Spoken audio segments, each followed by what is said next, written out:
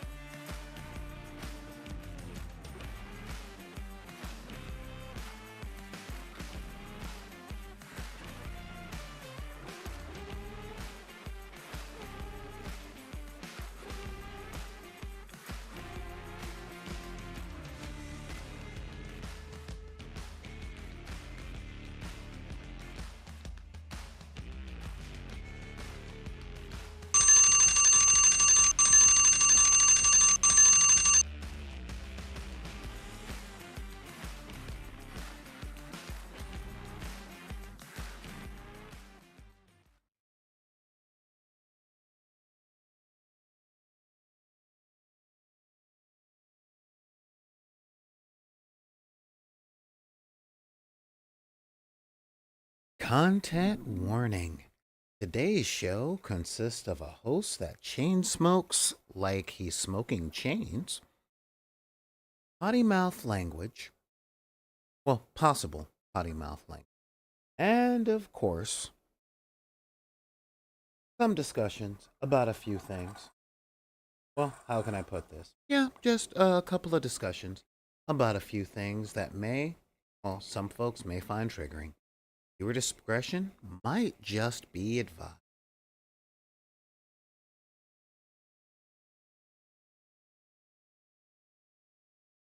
Oh, what? No notes today? No, I'm just too tired. Okay, well, hey, that if that's how you're feeling, that's okay.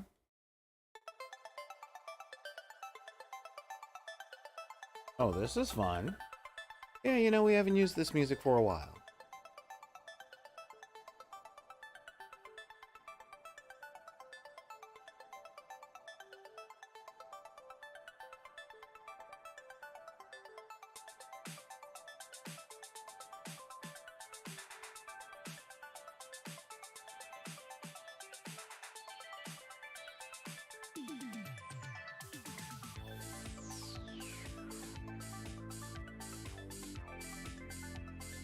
Hey guys, how you doing out there? What's up? What's up? How you doing? How you feeling?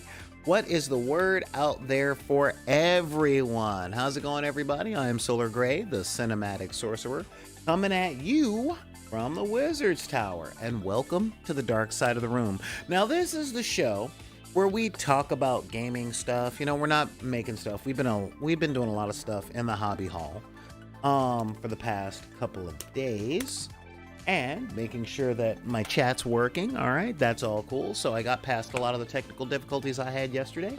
And welcome to the dark side of the room. So we have a lot of stuff that we are going to be talking about and checking out today with all of that jazz. Now, seriously speaking, I wanted to talk about a lot of things. So let's get some of the other stuff out of the way, just the regular normal stuff like hit me up with an email and all of that jazz, because we've got the emails. And you can hit me up at backinthedeck at gmail.com. That's BACKINTHEDECK at gmail.com, blah blah blah, all that stuff. You can also hit us up on Twitter and a few other things. I'm putting the donation button in the chat right now just to say, hey, it's right there in the chat so that people can go. And you can also join us over on the Patreon. What? Yeah. Trying to get all that stuff going. Of course, we also got merch. And yeah, so we're going to be doing all of that stuff. I'm just putting it all here in the chat so that y'all can see all of the stuff that is normally there. So hit us up, and if you are on that wretched hive of scum and villainy known as Facebook, then feel free to join Deckers on the Book, because that is fun. So now that we've got all that stuff handled and all that jazz, all right, let's get to the show. How you guys doing out there? Like I said, I'm Solar Gray, the cinematic sorcerer, and I'm looking for my mouse. That's right. So today, there we go. Today there is a lot of stuff going on out there, as far as role-playing games and a whole lot of this stuff that came from Wizards of the Coast and all that other stuff. So I wanna, however do you mean? Oh, okay, yeah, that's you. All right, he's out there. That guy. So seriously speaking, I wanted to talk to you guys about a lot of the stuff that goes on with the role-playing games and the differences between role-playing games throughout the years. You know why? Things have changed. Okay, a lot of things are different, and it's a real thing. So I want to go all the way back to the beginning. And why? Because I am waiting for Vessi. He told me to go back to the beginning, so I have. All right, and I want to go all the way back to the beginning. All right, set the Wayback Machine for 1972.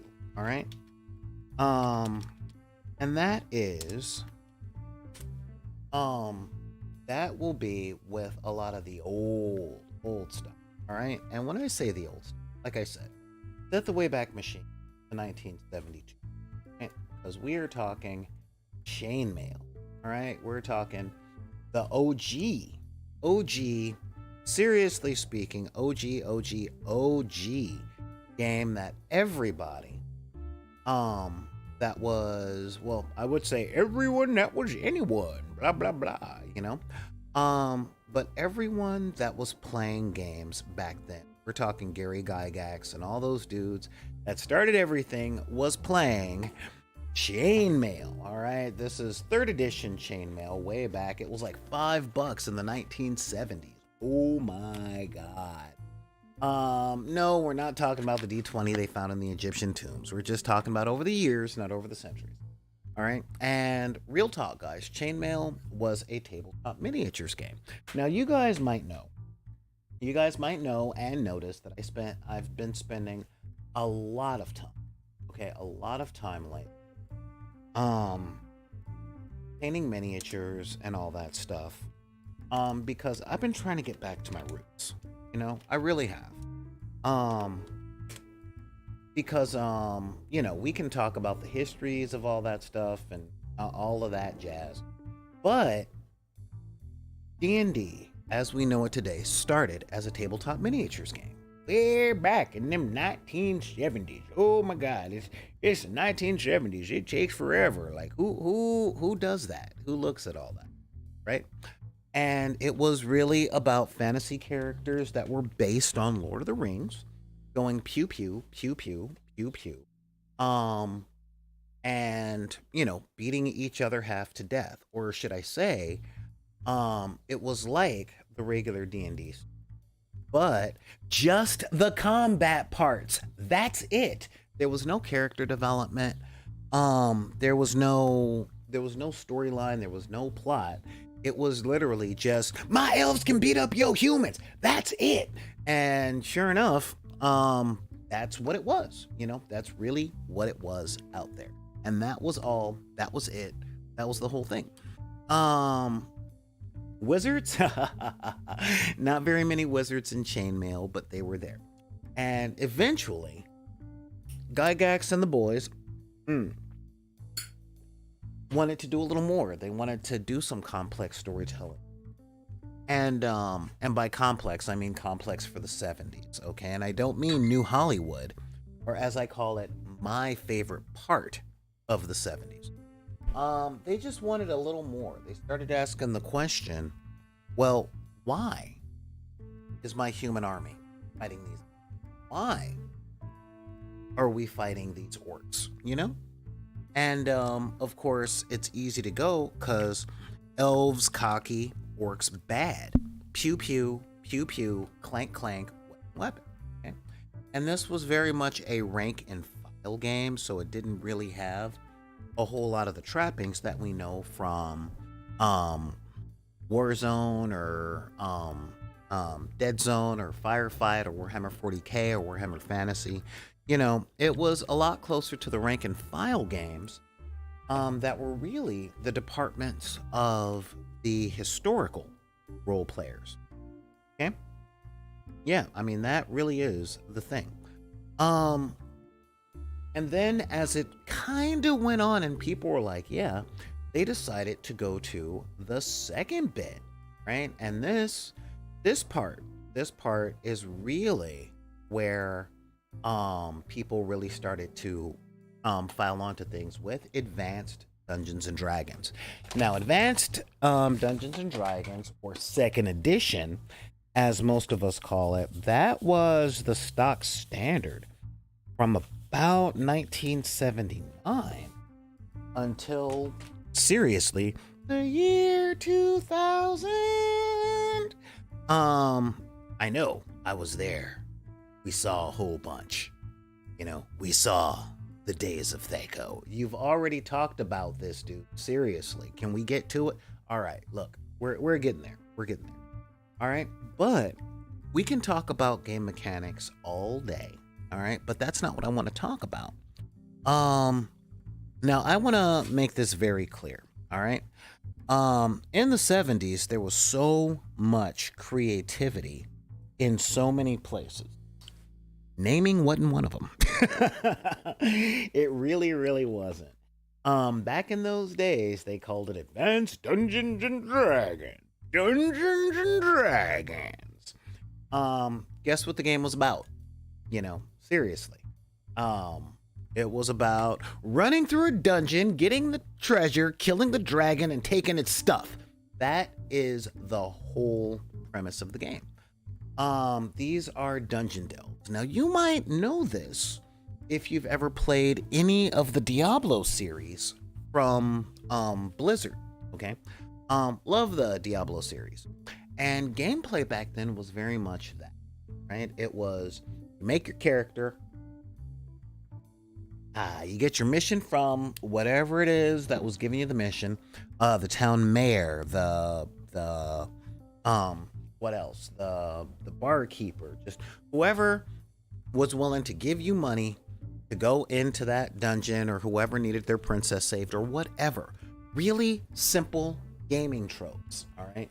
Just a reason to go out there. Most of the time, and this is real talk, characters would go, hey, we heard about a cave outside of town, and we hear it's got a bunch of treasure. So, in Oh Brother, Where Art Thou kind of sense, it was, hey, well, we're adventurers, which means we're kind of broke, and we don't have any marketable skills, so let's go out there, and instead of getting a job like a regular person, making 1 or 2 shillings a week or something like that, if we survive this, man, we can come back and own this town. Yeah, let's go do that. And that's really what it was, and gameplay back then revolved around that principle. When you would have games of Dungeons and Dragons, okay, it was really, really, really simple. And this is a really big thing. This is a really big thing that I find a lot of people tend to get caught up on. Okay. And this is what I mean. When, like, way back in those days, right? What we would have is we would have something like a dungeon, right? Now, this is just a quick sign up, a quick room for a dungeon. And the real talk on this, okay, and this is serious. The real talk on this was you would go in, hey, Xanathades, we're talking about RPGs, like straight up RPGs. You would go into these, you would literally go into these dungeons, okay? You would clear out a certain bit of it, and then you would leave the dungeon, go back to the inn, talk to the barkeep or the innkeeper, convince them, hey, they'll get a percentage of something, or just pay them outright if you found gold in there. And you would bunk down for the night. You would go into your supplies. And the next day, when you guys have had what we call now a long rest, you would go back into the dungeon. And when you went into the dungeon, everywhere that you cleared out pretty much stayed clear. And it was about finishing the dungeon. Like I said, this is a lot like games like the Diablo series. Okay, that was old school D&D.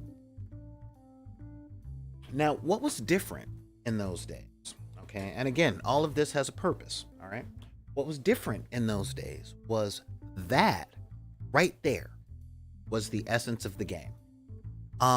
If you guys have ever played the card game Munchkin, Steve Jackson Games, was go into the dungeon, beat up the monster, take their stuff, make your character a bit stronger.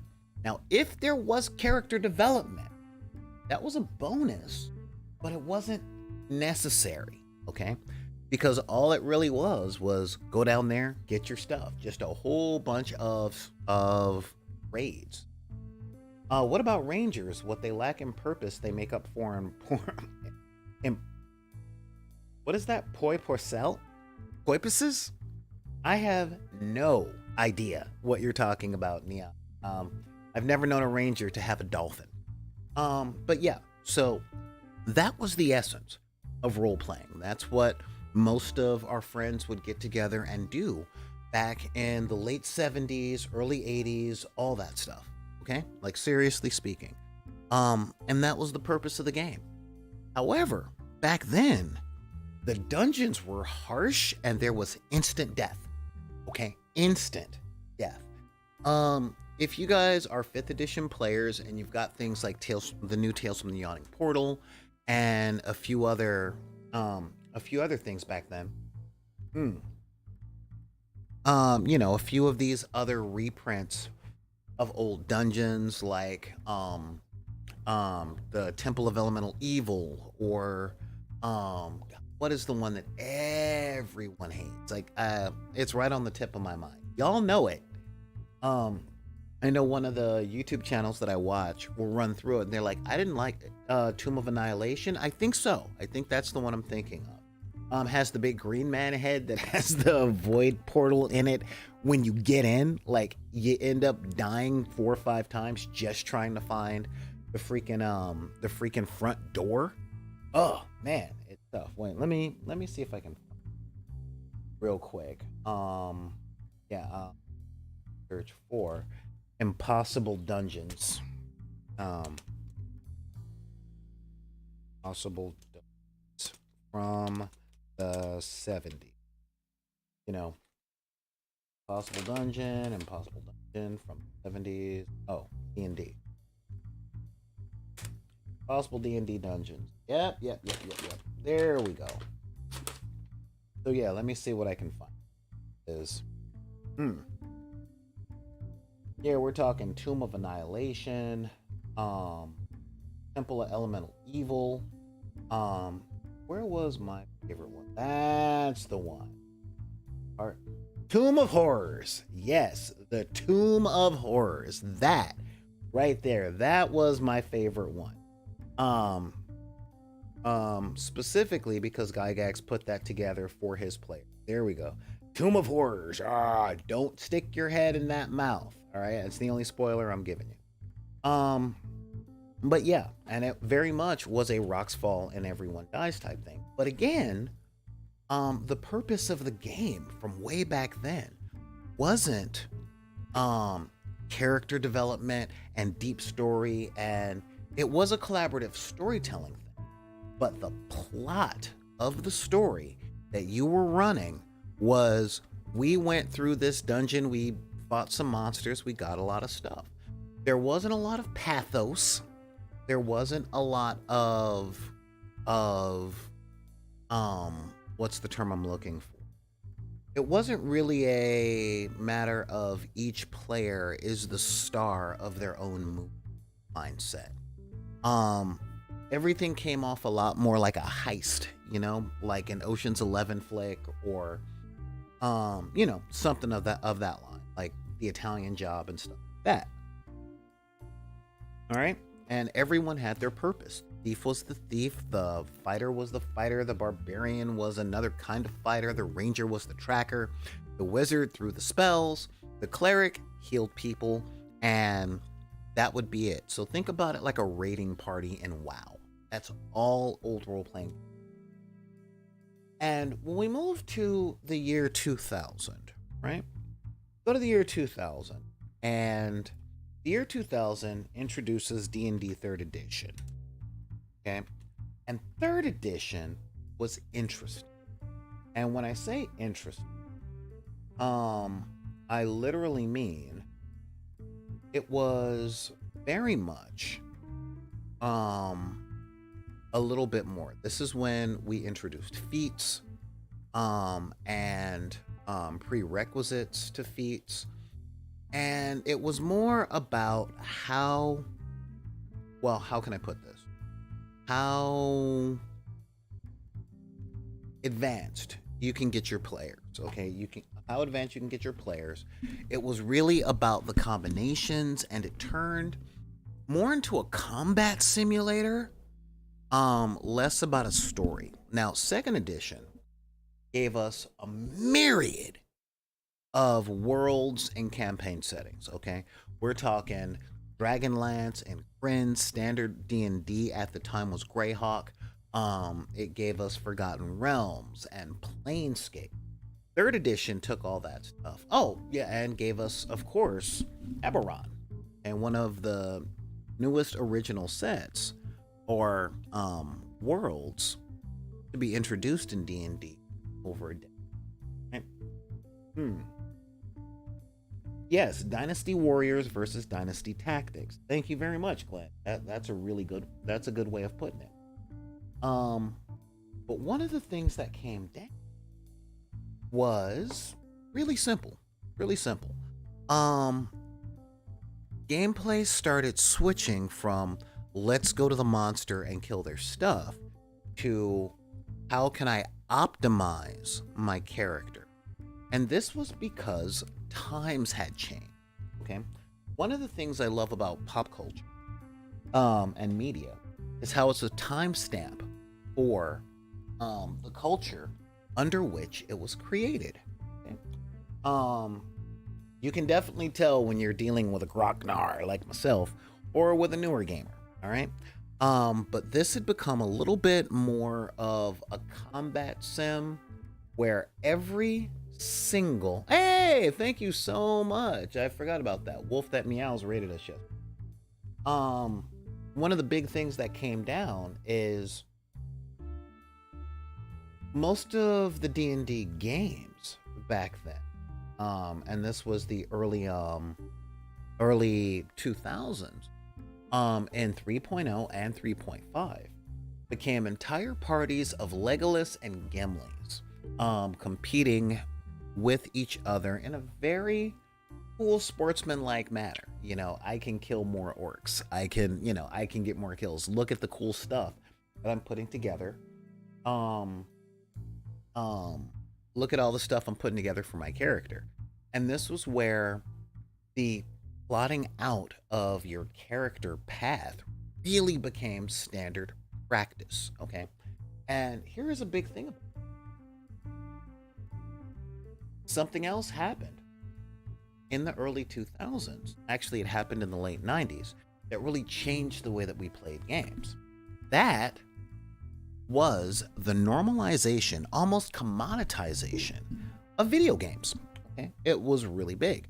Now, I love video games. I spent way too much money on video games growing up, 1 quarter at a time. Yes, I'm aging myself. But one of the things that I did end up really liking was the Final Fantasy games. All right. Yeah, I mean the Final Fantasy games were very, very cool. Now I played some RPGs on what we used to call MUDs and IRC. Y'all don't know nothing about that. Shut up, old guy. All right, fine. I'm getting there.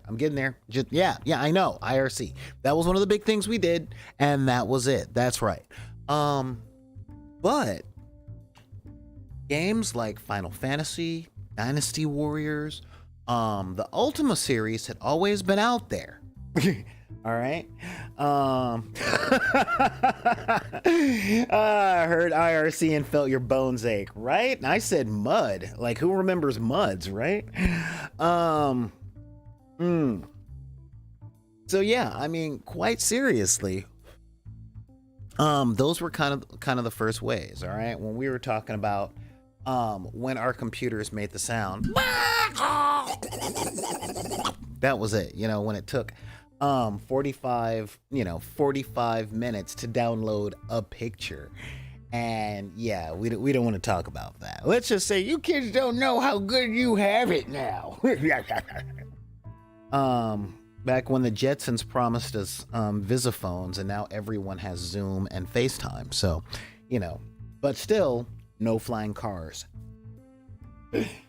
I know you guys might think it might be cool to have flying cars, but I used to live in an apartment on the 2nd floor, and I live in LA, and I used to live in the suburbs all around LA. People can't drive.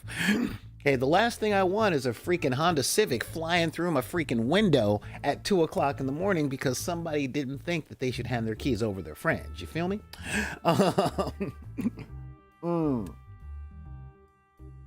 But yeah, so seriously speaking, when the rise of RPGs came up on video game systems, it turned every single player into a solo player. So everyone are playing solo games, just like we used to read Choose Your Own Adventures back in the 70s and 80s. Okay, there really wasn't a whole lot of interacting with the rest of the party. Okay, you were Cloud, you were Link, and yeah, Zelda counts. All right, adventure games really count. But the biggest thing was it took the RPG away from the group setting and put it into the individual thing. All right, now, back in the 70s, from what I hear, and this is just from what I hear, RPGs at one time had a pretty even split between extroverts and introverts. But once the video games came in, introverts were like, I get to act like I'm around people and not have to deal with their stench. And they started playing a lot of RPGs. And in 2003, WoW launched. Okay, now before WoW, we had a few other MMOs out there, all right? But WoW launched, and it took gaming all the way back to the 70s. But it put a 21st century spin on it. Now you don't go to your friend's house or to the game store. You stay home, and you might hook up with strangers, but you're not going to talk to them, all right? It's all about doing the raid, seeing who gets the loot drop, and all of that jazz. That's right. Thank you, Neon. That's right. Excuse me, Asheron's Call, for those of you guys that are ancient like me, and of course, good old Never Rest, or Evercrack. The MMORPGs that were before World of Warcraft, right?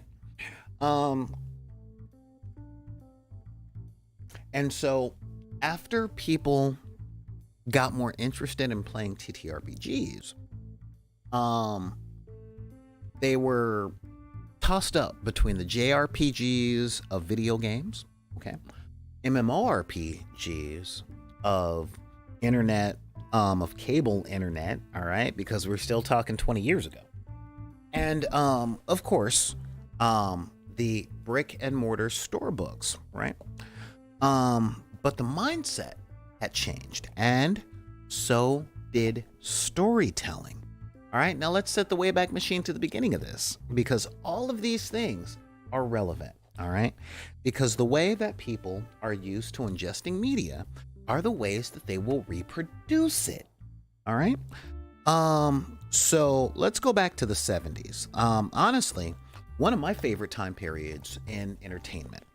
We got movies like The Godfather and Jaws and the Godfather trilogy, Jaws, Star Wars. What other really cool stuff came from the 70s? Dog Day Afternoon, The Deer Hunter.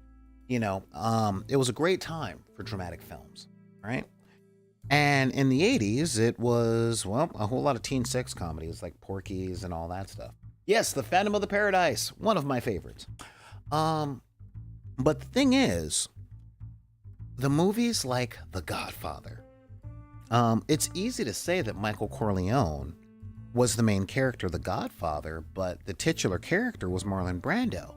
And you really got to know everyone that was in the movie. You could say a lot about Fredo, or Sonny, or even Connie, When you look at Star Wars in the original trilogy, yes, Luke Skywalker was the main character, but we knew a lot, and I mean a whole lot, about Obi-Wan Kenobi. We can remember the villains like Darth Vader. We saw stormtroopers. Notice we say you saw, but we had a lot of information about like Princess Leia, and Chewbacca was in there, and they were cool. In the 70s, supporting characters played a much, much larger role in the story. All right. Because these things were written at a time when media was more observational. Okay. It was You could pretend to be the main character, but the other characters were so well fleshed out, you were fine pretending to be any of them. If you look all the way back, the first Hobbit from Ralph Bakshi was in 82. But if you really look back to like Lord of the Rings in 1960, um, Bilbo was the main character of The Hobbit, but Thorin had a lot of screen time. Gandalf had a lot of screen time, and then when Lord of the Rings came about, you knew just as much about Aragorn as you did about Frodo, and Gandalf had a little more play out. But when you could talk to your friends, you could be like, "Yeah, I'm totally into Lord of the Rings, and I like Legolas or Glorfindel or any of that other stuff." Now the '80s came along. And in the 80s, and this was when I was a child, okay, I was in school, and that was when we were taught to ingest media a little differently, okay? We weren't really taught to watch the stories. We were taught to take these classic works, Tarzan, Frankenstein, all, Candide, not Wuthering Heights, but all of the classic stuff, and put ourselves in the shoes of not our favorite character, the main character. We were taught to see ourselves in the story as the main one. There was something that came about in the early 2000s that I had a really hard time adjusting to. And this was people talking about stories, movies and books, and not liking older stuff because, quote, they could not identify with the main character. Okay, just think about that. Now, what identify with actually means is they could not see themselves as this character. That is a really big thing. Okay, a really big thing. There were characters that were cathartic, like Spider-Man and Luke Skywalker and stuff like that. But it wasn't a matter of I can't identify with any character. I can't identify with the main character. Now, how does this translate into D&D? Well, as I said, I love movies from the 70s. And one thing about movies from the 70s and the 60s, from back then, dude, what is up with my bandwidth? Two of the most popular TV shows that were out at the time was Gilligan's Island and Scooby-Doo, okay? And those, both of those were ensemble casts. They had the main character in the title. They had the titular characters, the island, and the dog, all right? But everyone liked Shaggy, or should I say, there were just as many people who liked Shaggy as who liked Fred. We had Velma and Daphne. No one disliked the dog. Later on, like in the late 70s, early 80s, they introduced Scrappy. And, I'm getting to the A-Team, Cthulhu, but this was kind of the formula for the ensemble cast. There was a lot of people on the cast, and there was a little something for every person. Like growing up, I was all into the professor. That's who I wanted to be when I grew up. When I grew up watching Star Trek, it wasn't just about Kirk. We had Spock, and we had McCoy and Uhura, and the whole cast. So the big thing was when I was younger, we were taught to ingest media by identifying with a character. And if we couldn't identify with a singular character, we were taught to look at the entirety of the story for what the story was. Okay? Even if we couldn't drop ourselves in it, that also means we could just watch, observe. Since I grew up in the hood, I like watching white people be stupid. This is why I watch things like Breaking Bad and Succession and all that stuff. But, ooh, well, just dropped a thing. Hang on. Oh.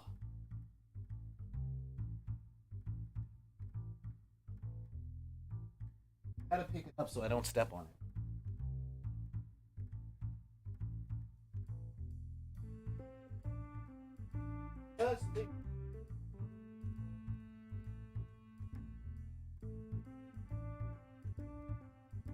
Sometimes you can drop something and it just vanishes forever, or at least until you step on it later.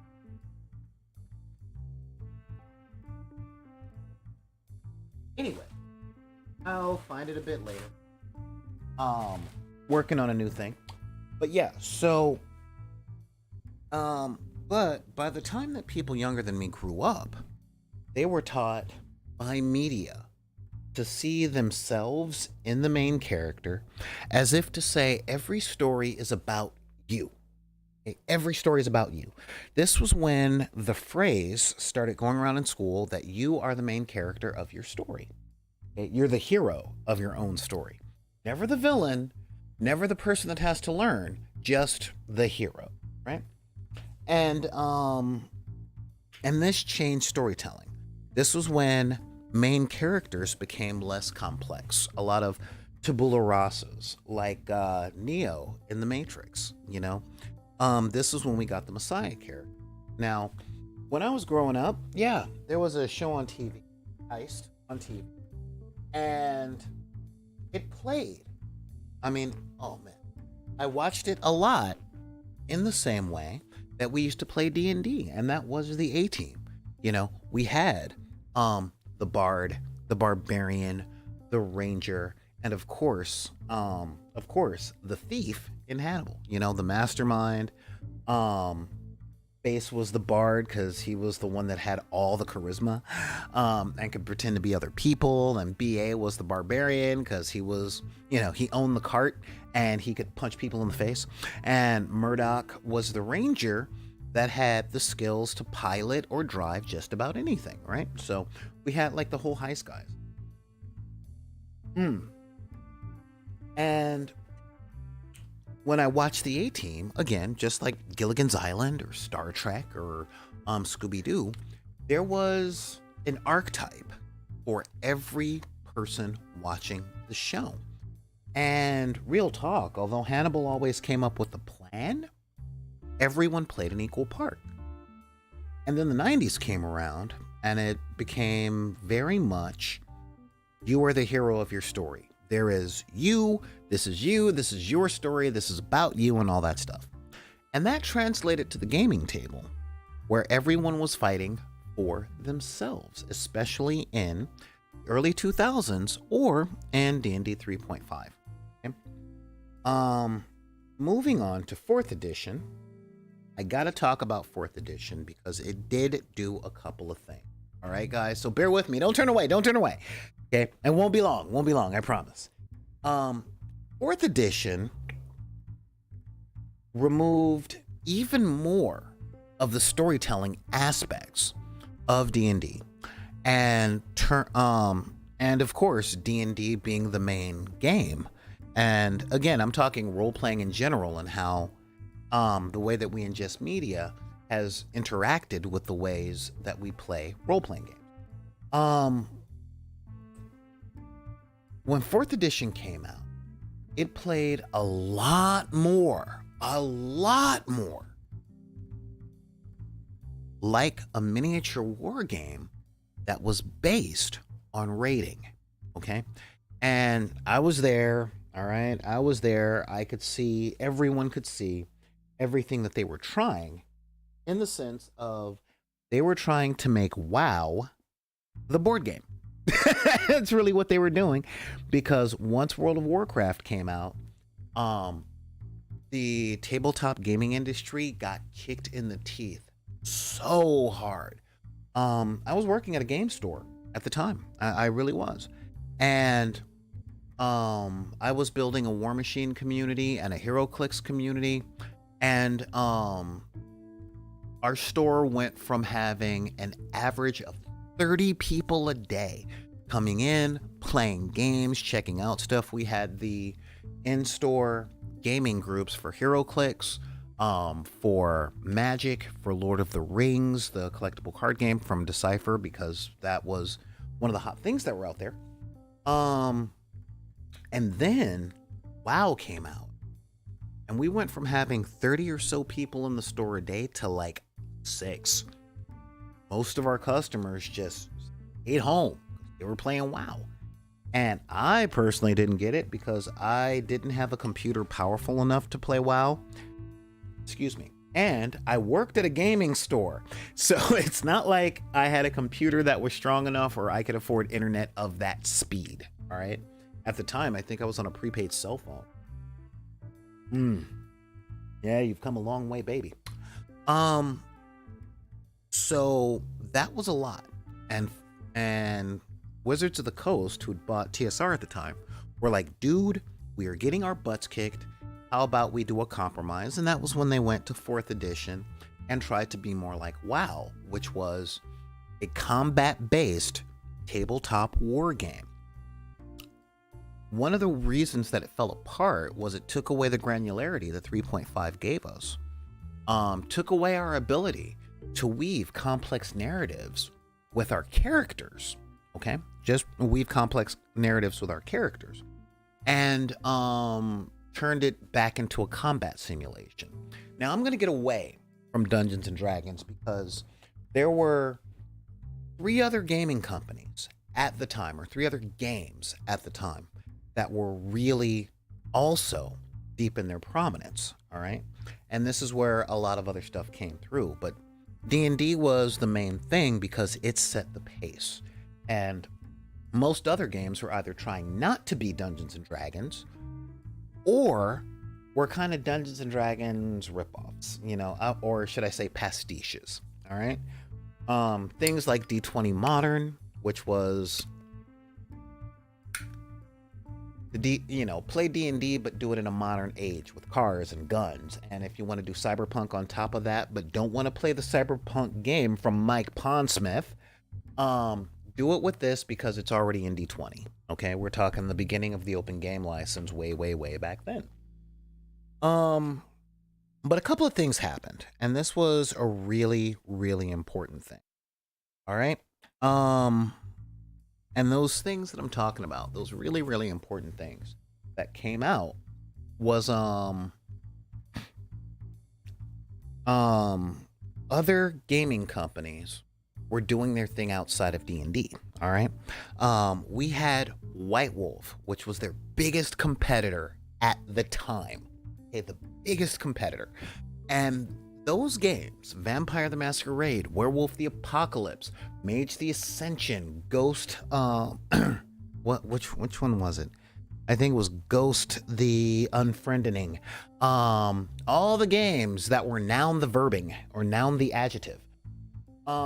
Those things came out and they introduced a different type of storytelling to a lot of role players. Now, since I was a metalhead, I was into D&D, but I also had a lot of goth friends. And just the idea of playing a monster who didn't want to become a monster, keep in mind, this was the 90s. So our bands were Nirvana, our books were, Wraith the Oblivion. We're talking, our bands were Nirvana.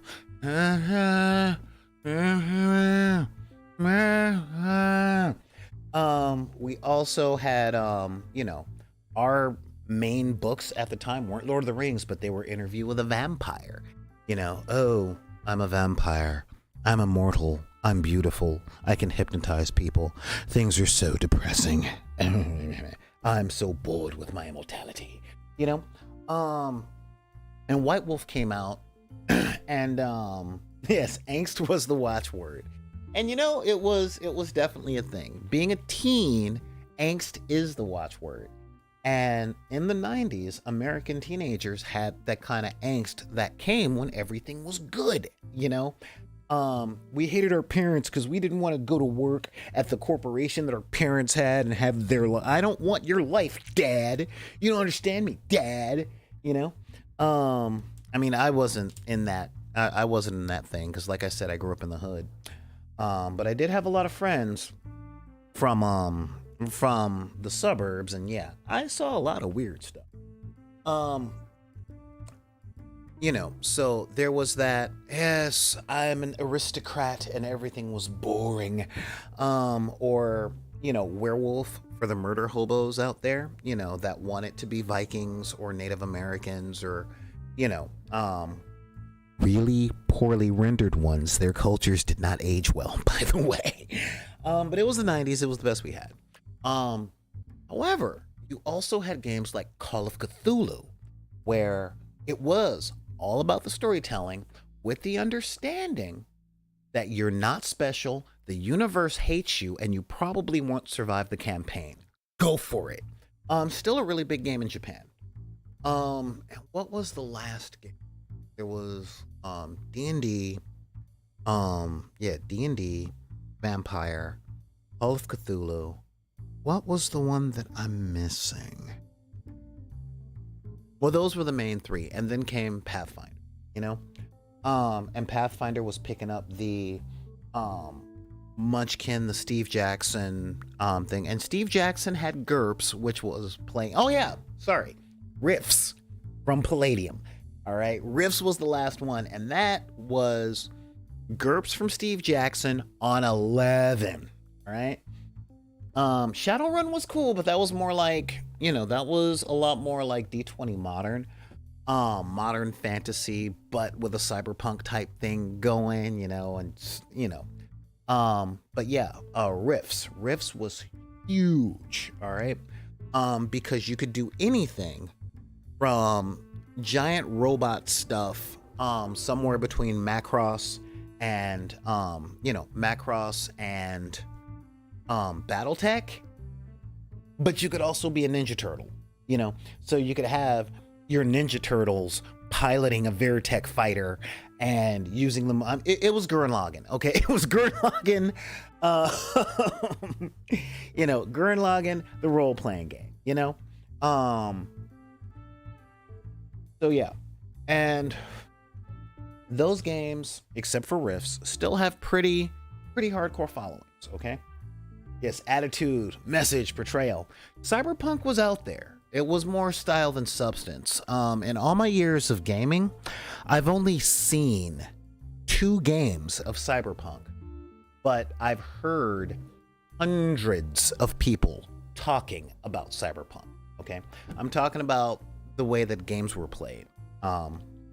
So all of these stories, they took us back to the heist or or political intrigue when it came to vampire, because you might be an immortal, but there's Game of Thrones stuff going on and all that jazz. All right. And now let's fast forward to 5th edition. This is where we are now. Okay. Now, you new bloods out there, you Generation Z people, I love you guys to death. And what they bring to the table, okay, is 2 major things, and these can be complications if you've been role-playing for a while, okay? Thing 1 that they bring to the table is they have more media savvy than any of us ever had, okay? Ever.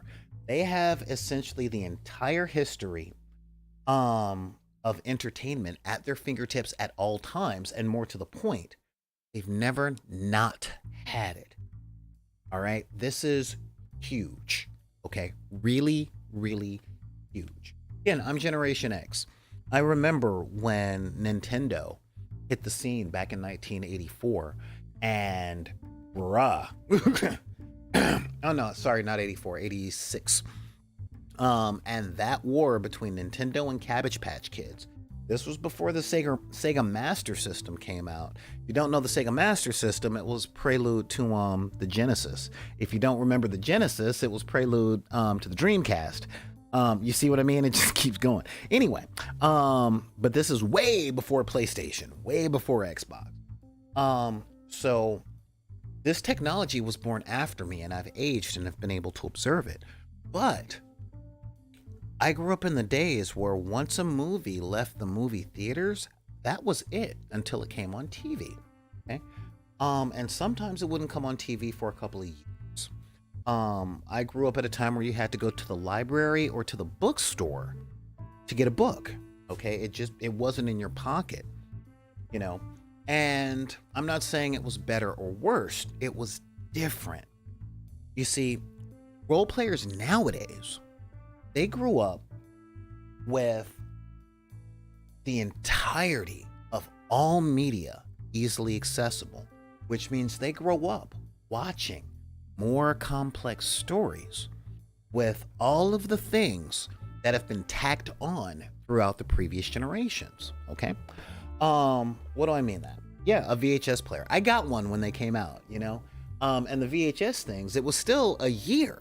Like, I remember I saw Batman 89 in the theater like 7 or 8 times, okay? Because it was really easy to come up with $3 to go to the movies. Yes, it was $3 to go to the movies.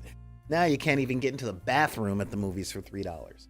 But, and then I remember June 20th, 1991 was when it came out on VHS, right?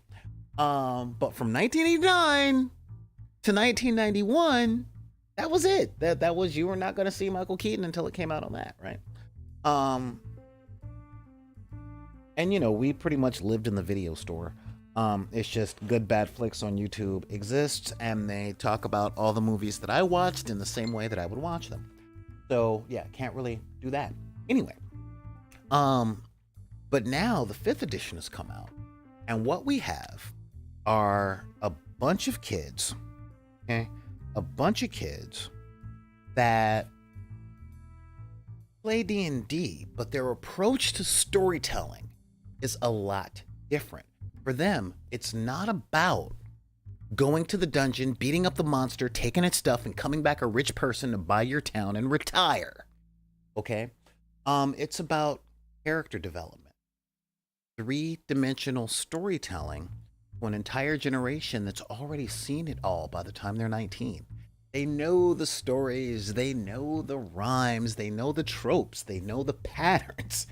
And this is big, all right? This is really, really big, because the idea of, look, we're just playing a game, it's just a story, doesn't really go off for them, because they're used to complex narratives, thanks to things like being able to watch a whole bunch of movies like Lord of the Rings and Harry Potter and you know, all 9 movies, okay, the first 6 movies from Star Wars. We're talking bunches of prestige television, not to mention anime, long form storytelling like you would not believe, and video games. Okay, video games are big because that is an amazing piece of medium form storytelling, but it's also medium form storytelling where these very media savvy people are going through these very complex stories, but it's their decisions that impact the entire world. Okay? The story doesn't go on unless they make the right decisions. All right, you get me on this? So, when you're looking for a game, all right? And this might sound ageist, and I don't want it to come off as ageist, but understand that the time you've been on this planet will determine what you've had access to for storytelling, okay? And this is great because that gives us diversity in the way that we play tabletop role-playing games. However, this hasn't always been good. The 21st century has kind of brought one curse with it, and that is simplification of complex ideas. All right. I talk to a lot of younger gamers. I talk to a lot of people, and variety of thought is not exactly something that is a big part of American culture. And it's really just American culture, okay? Because I talk to a lot of people in Canada and Europe and even South Africa. And mainly in America, the thought of what I know is the only way to do it. All right? Just follow me on this one. How does that manifest? Well, every superhero movie has to be a Marvel movie now. All right? I know when I play stuff with my friends from the 90s, there it was breaking the fourth wall and a lot of out of character knowledge. Now, younger players know all the tropes, okay? So they are capable of sussing out the plot twists and where stuff goes. There's a whole lot of meta knowledge from the players, and it's been a thing trying to teach a lot of younger players um to not let out of game knowledge complicate the way that they play games. However, um the idea of the way that I know something or the way that I learn something is the only way that it can be. It's in the way of a lot of people playing games, and finding out who to game with. And this is what today's episode is about. Okay. Personally, I love, love playing in a dungeon delve. Okay, I do. When I know that this is going to be a go into the dungeon, we're leaving the dungeon at the end of every day to go rest at the end, and we're just beating up stuff, beating up monsters, taking their stuff. I'm like, cool. I don't have to think that much. Okay, I'm not writing a script or a book or a TV show. I'm not doing that. What I am doing is I am Cedric the Bard, and I'm accompanying this group of adventurers because if they live, it's going to be a great story, and we're going to come out of this dungeon rich, and then I'm going to make even more money by telling them about all the heroic deeds that my friends did and all the times that I saved them. But you didn't save us. Shut up. It's my story. You know, that's one of the things I really enjoy doing. All right. And sometimes, just sometimes, I like playing long form storytelling. I mean, seriously. Sometimes it's like, okay, we run a town. What are some of the things that go on in a town? But when it comes to playing simulation games or adventure games or complex story games, it's really good to sit down with who's running the game to see what kind of adventure they're planning on running. Okay, what kind of game are we in? Is this a beat up monster, take their stuff and go on with your day? Is this we're telling a long form story with a bunch of character development? Is this a we're bad guys who think that we're good guys and we're going on a murder spree, And the thing is, a lot of the younger players, a lot of the newer people, since we have such media at our access at all times, I'm going to keep pushing this, at all times.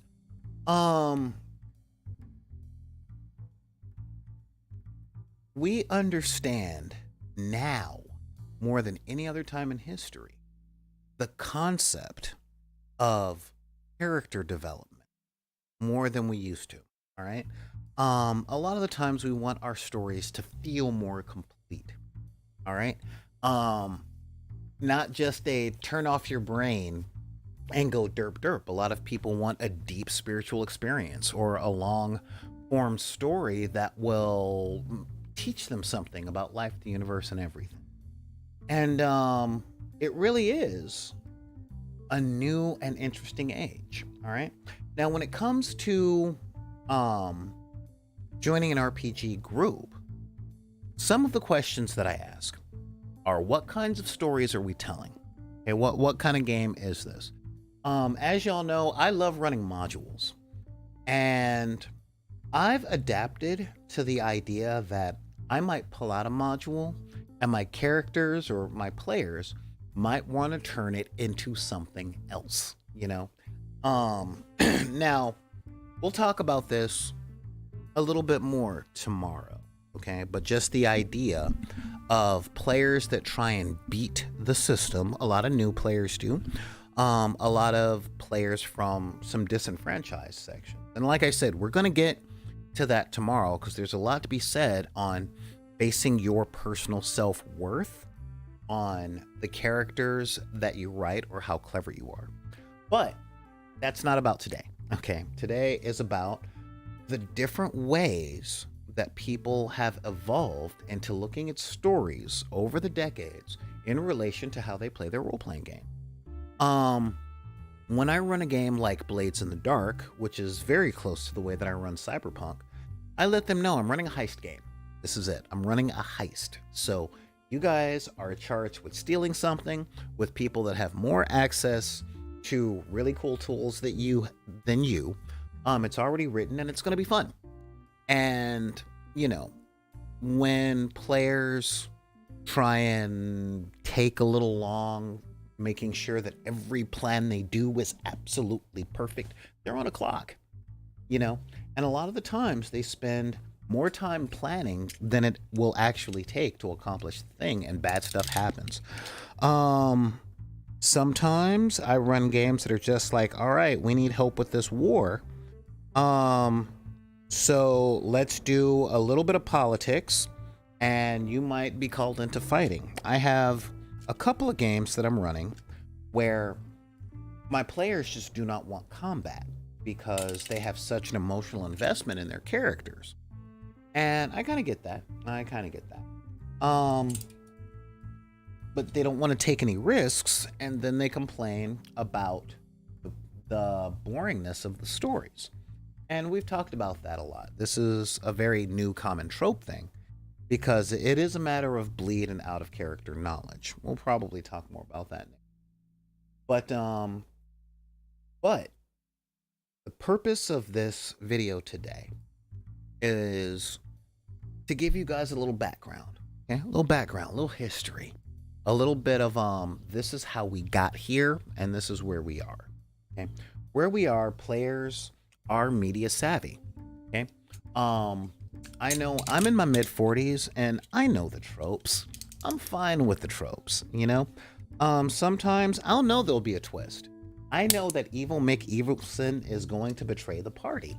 And do I plan for Evil Mick Evilson to betray the party and to thwart them in their ways? I honestly don't.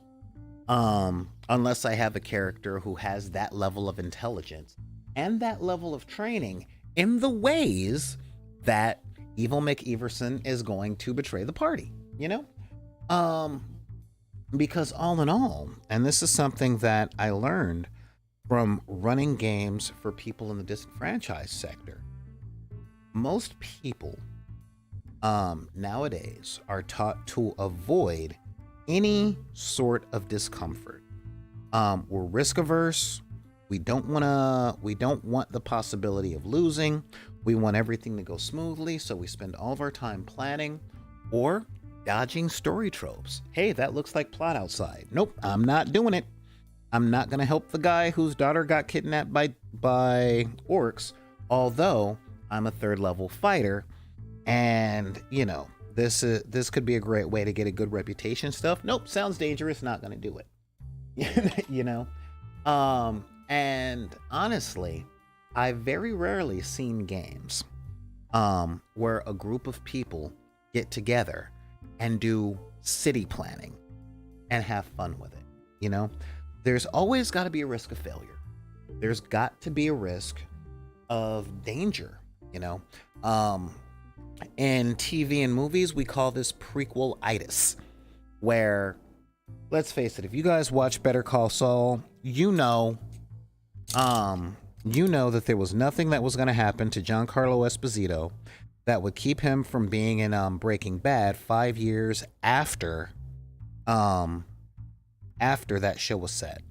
If you watched the prequel trilogy, you knew that Anakin was going to survive the freaking pod race. You knew that Obi-Wan was going to survive because in 77 he was there, you know? So yeah, I mean, that's the real stuff. So we know all of these things out of character. And when it comes to knowing these things, there's got to be a level of suspension of disbelief from the players, as well as a level of verisimilitude from the GMs. There's got to be a meet in the middle, okay? And I know a lot of people who are good with pattern recognition, but it's like, you know, is the purpose of the game to be more clever? Is it to win? What kind of stories are we creating? What kind of high adventure swashbuckling are we doing? Or Indiana Jones like puzzle solving are we doing? Or what kind of Ocean's 11 heist are we going to pull? If you already know the answers to all the things out of character, and you won't play your character as though they didn't know. It's a various thing. And a lot of people run their games like that. And it's not a bad thing because again, we live in a time of variety. Okay? The way that I role play is not the right way to role play. It's a right way to role play. The way that other people run their games is not the way to run a game. It is a way to run a game. You might play in an ensemble game where everyone gets a chance to shine. You might play in a game where you know that you're a supporting character for Cloud. Okay? But it's really good to understand the different types of stories and the different types of games that we can go into before we just join any old table or join any old game, even if it's from the gaming group that we've been a part of for 2, 3, 5, 11, 22 years. Currently there's a LARP with a few friends of mine, and they play Fading Suns. But I know what kind of games they run. They play a lot of political games, a lot of backstabbing, and a lot of look at me build up my character to be a god so I can take over the world. I'm not really into that, so I'm not playing their game right now. That's not the kind of thing I want to do. Because the type of game that I want to play would require me having one of their storytellers follow me around for the whole game, and that's not good for the other 40 people that are there. You get me? All right. So this is the big thing. All right. The shorthand is this: if your GM is under 30, chances are they're looking to run a long form story in an anime or prestige television form. If they are 30 to 40, chances are they are going to want to run an epic adventure. And I say chances, okay? Chances are they're going to want to run an epic adventure, very Lord of the Rings style, very ensemble cat.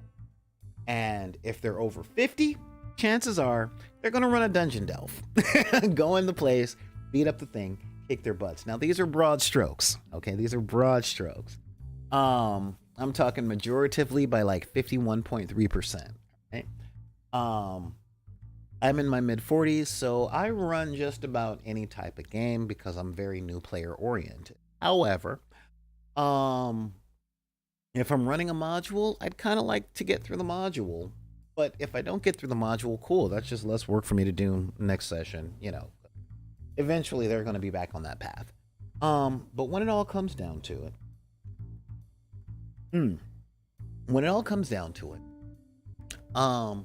understanding the kinds of stories that you and your players want to tell before you start saves a lot of frustration and gives you a foundation to stand on when you talk to your players one-on-one. I have run games for a lot of folks who are used to GMs using loopholes to kill their characters. And I'm like, dude, I'm not them. You're not in one of those kinds of games. So you don't have to kill every guard. You don't have to kill every person you meet on the road. You can say yes to people trying to give you help. Okay? Like these are things that you can do. You don't have to, you really don't have to be that guy. You can just be, you can literally just be. You can run your characters. You can talk to people. If you don't like talking to people, cool. Put that in your background and stuff like that. And for some people, they don't like combat at all and they want to talk to everybody. And yes, sometimes people are going to be that guy. Sometimes they're not. But understanding where this comes from, which is the different levels of media literacy and how we have ingested stories since the beginning of role playing, since Chainmail became Advanced Dungeons and Dragons, and everything that popped off from there over the decades. The way that we play games, the movies that we watch, the TV that we watch, the books that we read. All of this plays into how we ingest stories and how we look at stuff. All right. I want to thank you guys for showing up today. Who is here? Clever Little Vixen is holding it down like gravity. We got Abjui, Alisadra, a 10. I think that's a Vasa Metaphor. Okay, yeah. Let's see. Blig Damn Judge. Commander Root, Community for Streamers. Yeah. Drop Snatch, N10, Glenn. Isabelli is Nickable, Kata, Neon Arlecchino. I think that's Unbanned Jury. Lol. Vancouver by Night, Xanathates. Thank you guys a whole lot for being here.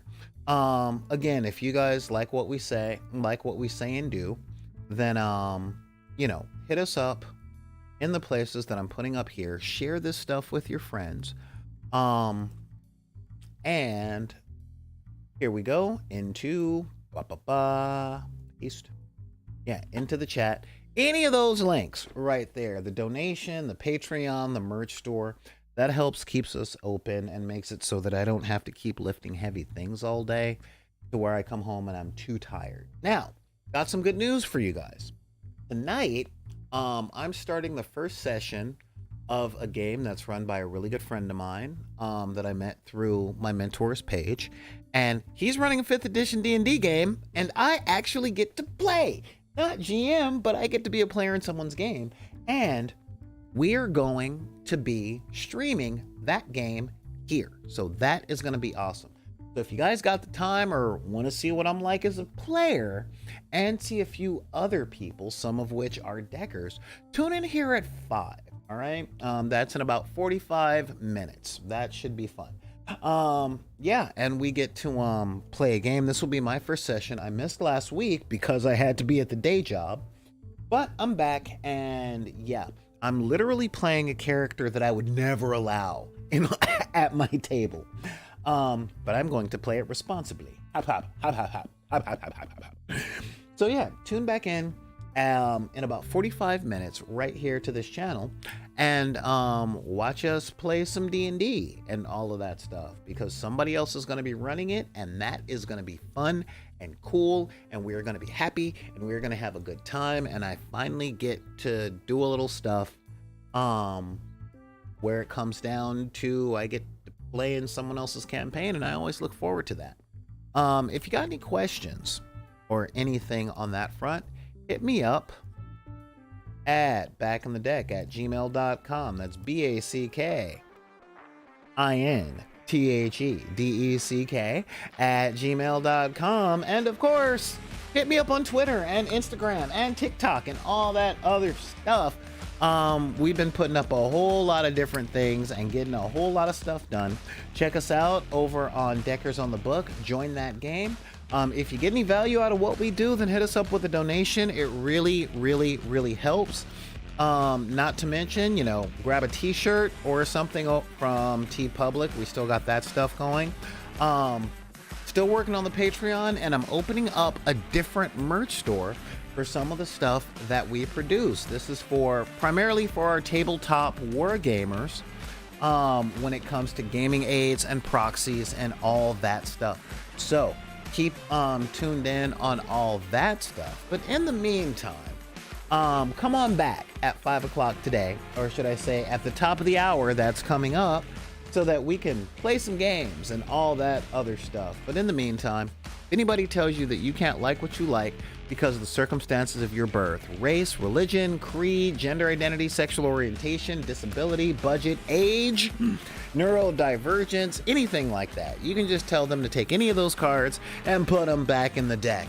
This is Solar Gray, the Cinematic Sorcerer, saying thank you guys for joining me, and we will see you next time on the Dark Side of the Room.